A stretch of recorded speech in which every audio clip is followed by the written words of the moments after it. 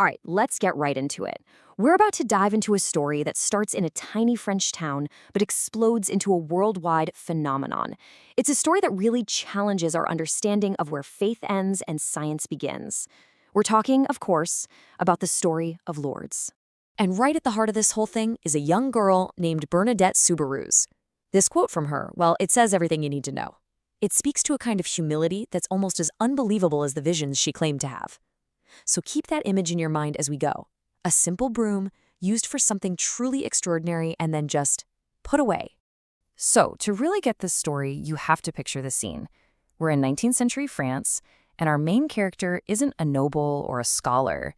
No, she was, by pretty much every standard you can think of, the most unlikely visionary imaginable. I mean, just look at this. Her life was one of incredible hardship. Her family was so poor, they lived in an old, abandoned prison cell they literally called the dungeon.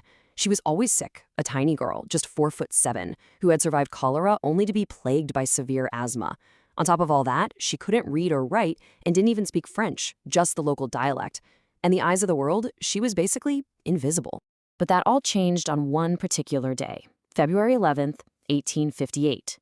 She was out gathering firewood near a cave, a grotto called Massabielle, and something happened there that would completely change her life, her town, and, honestly, a piece of the world forever. So this wasn't just a one-off event. It started with a vision of a small young lady, and it unfolded over 18 different apparitions. At first, the instructions were simple. Just come back every day for 2 weeks. But then they got stranger. She was told to dig in the mud, and when she did, a spring of water bubbled up. Then came a request for a chapel, and then on March 25th came the moment that turned everything on its head. Bernadette finally asked the lady for her name, and the answer she got, well, it sent shockwaves all the way to Rome. The lady told her, "I am the Immaculate Conception." Now, here's why that is so mind-blowing. This was not some common piece of religious knowledge. It was a brand new, super complex theological concept that the Pope had only officially defined 4 years earlier. There's just no way an uneducated girl who couldn't even read would have heard of, much less understood, this term. For the church investigators, this detail was a huge piece of the puzzle. Okay, so the visions were over, but their impact? Oh, that was just getting started. That little spring of water that Bernadette dug out of the mud became the absolute center of the Lourdes phenomenon. And soon people started showing up, desperate for healing. And healings? Well, they started being reported. But this isn't just about stories people told. From the very beginning, there's been a serious effort to scientifically verify these claims. So far, 72 cures have been officially recognized by the Lourdes Medical Bureau as medically inexplicable. But what does that really mean? What does it take to get that official stamp? Let me tell you, the process is no joke. It is incredibly strict. A claim first goes to the local medical bureau. If it looks promising, the case file is opened up to any doctor visiting Lourdes, believer or skeptic, doesn't matter. If it still holds up, it gets sent to an international committee of top-tier professors and specialists.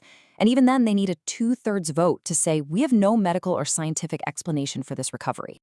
And this is where you see the two worlds of Lourdes collide. For people of faith, it's simple. These are miracles, direct interventions from God. But for science, it's a puzzle. Could it be an extreme placebo effect, spontaneous remission, or some powerful mind-body connection we just don't understand yet? Lourdes basically forces these two very different ways of seeing the world to have a conversation. Now, this is really fascinating. Take a look at this trend over time. As our own medical science has gotten better and better, the number of cures that get certified as inexplicable has dropped off a cliff. Back in the early days, there were lots of them. But today, with our advanced scans and diagnostic tools, it's become incredibly rare for a case to get through that rigorous process. But through all of this, what happened to Bernadette? You know, the girl who started this whole thing.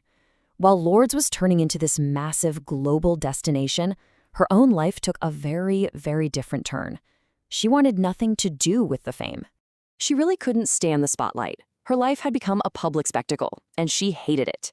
So in 1866, she made a choice. She left it all behind, joining a convent hundreds of miles away in Neves to live a quiet life of service. She really meant what she said. She was the broom, and her work was done. It was time to be put behind the door. And here's the most tragic irony of her entire life. The girl who revealed a spring of miraculous healing for countless others found no cure for herself. Her health just got worse. The asthma was crippling, and then she got tuberculosis in her bones, which is an agonizing condition. But she saw her pain as a form of prayer, a sacrifice. She famously said her suffering was good for heaven. She died when she was only 35 years old. A short life, but one defined by vision, humility, and incredible suffering. After her death, you might think the story would fade away. But no, the legacy of Bernadette and the phenomenon of Lourdes just continued to grow and grow into what it is today. In 1933, the Catholic Church officially made her a saint, but her story has another strange twist. When her body was exhumed for the sainthood process, they found it to be incorrupt, meaning it was mysteriously preserved from natural decay. And today, you can go to Nevers and see her body resting in a glass shrine, adding yet another layer to this incredible mystery.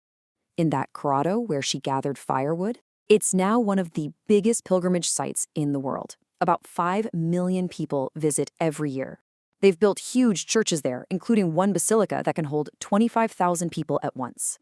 And that water is still at the heart of it all, though even the church is clear that it's faith and prayer that heal, not the water itself.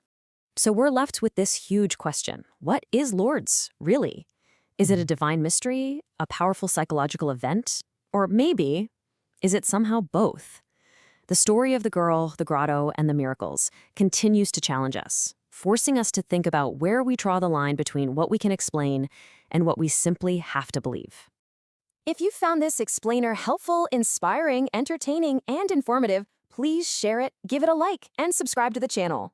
Be on the lookout for our next upload. Thank you so much for watching.